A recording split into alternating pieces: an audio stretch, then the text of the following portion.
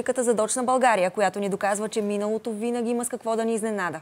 В този брой ще ви представим една книга, която за първи път отваря архивите на МВР от времето на социализма. Привидна ли е сигурността на Народна република България, разказва книгата "От кражби до убийства". Повече за нея вижте в репортажа на Станчо Станчев. Синоним на социализма са сигурността и спокойствието.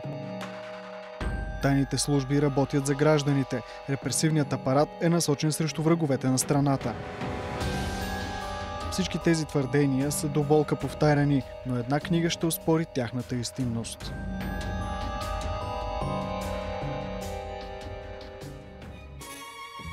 Първите 2 десетилетия на социалистическия режим у нас са време, в което новата власт тепърва се настанява в управленските си кресла.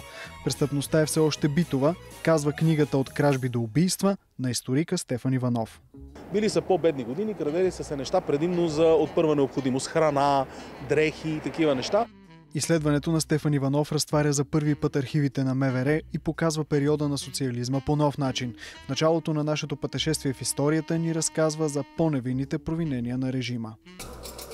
През 1953 година идва времето да освободят един от популярните крадци, един от най-големите крадци, който е с прякора Жан. Излежава си присъдата, всички документи там се подписват, взима си нещата, които са.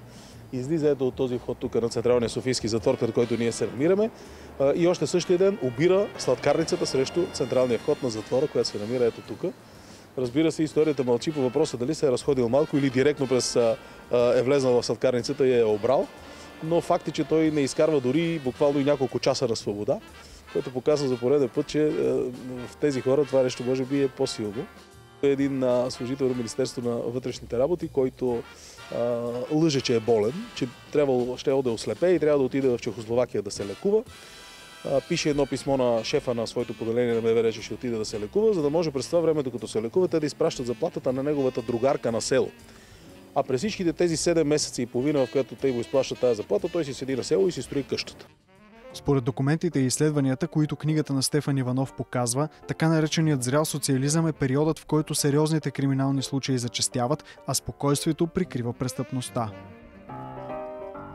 На 6 октомври 1979 година, когато столичният квартал Хаджи Димитър е осеян с къщи вместо кооперации, на това място се извършва престъпление, което ще разкрие един от първите масови убийци у нас. Убитата тук жена е само на 19 години. Конкретно те са се запознали на Централна гара с този човек. Нека го наречем ХБГ, така са неговите инициали. Никой не подозира, че това е началото на поредица от поне 6 убийства на жени, че това е един от големите серийни убийци в историята на България. Между другото, той е бил доста интелигентен човек, в съвсем различни краища на София, в съвсем различни места. Чак накрая се навръзва какво е общото между тях. Тогава вече, когато влиза в ареста и започват истинските разпити, се установява, че всъщност този човек е направил още убийства, има побой и така нататък. И друго интересно нещо, което не бива да изпускаме, е, че в една част от тази своя престъпна кариера този човек е служител на Министерството на вътрешните работи. Оказва се, че правосъдието третира хората от властта по различен начин от обикновените граждани. Най-масовото убийство в българската история, това е отново в София, в Студентски град, когато един ученик нахлува с пистолет. Нали, той, разбира се, си на наши хора, на хора на режима, кой нормален човек може да има пистолет по време на социализма, и с финландски нож. Не знам дали знаете, финландски нож са едни доста големи ножове, които изкормват ловците с тях своите жертви и започва да убива подред, да мушки да убива подред. Умират 7 човека на място, след това умират още 2 от раните си. В общежитие в Студентски град се случва това нещо и всъщност имаме опит да се прикрие това нещо, но той е неуспешен, защото част от жертвите се оказват от братски Виетнам. Книгата "От кражби до убийства" разкрива за първи път и полицейския произвол в Народна република България. Ще ви дам само един пример, който е наистина брутален. Един старшина, офицер, подчертавам, от районното управление в град Исперих, Разградско. Едно младо момиче на 16 години отива да потърси помощ, да се оплаче от тя. Той най-любезно я кани в своята стая. Брутално я изнасилва. Момичето едва оцелява. След което първо самия факт, че са подали жалба в ония години, е огромно геройство. Но наказанието на този човек, знаете ли какво е? преместване в друго управление на МВР, защото му остава 1 година до пенсия.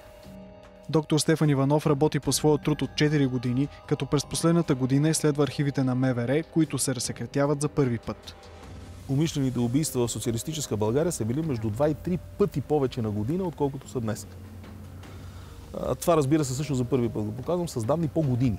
Защо е било страшно за властта тогава да се знае тази истина? Страшно е било, защото едно от малкото неща, които властта е можела да осигури на гражданите на социалистическа България, това е било поне някакво спокойствие. Защо чак сега се появяват тези документи? Защо чак сега истината излиза наяве? Причините най-общо са 2. Едната е по-скоро организационно-техническа, а именно това, че голяма част от тези документи, с които аз работя, бяха разсекретени съвсем наскоро. Тоест, доскоро не е имало достъп за обществено, за публично ползване на тези документи. Истината е, че на малко хора им се занимава с една такава тема, която сигурно ще им донесе определени публични негативи. Истината за престъпността на режима не може да се изчерпа в едно изследване. Вероятно са налични десетки опровержения на показаното в книгата "От кражби до убийства". Факт е обаче, че ключалката на миналото е отворена. Историята на престъпността тепърва ще бъде разкривана.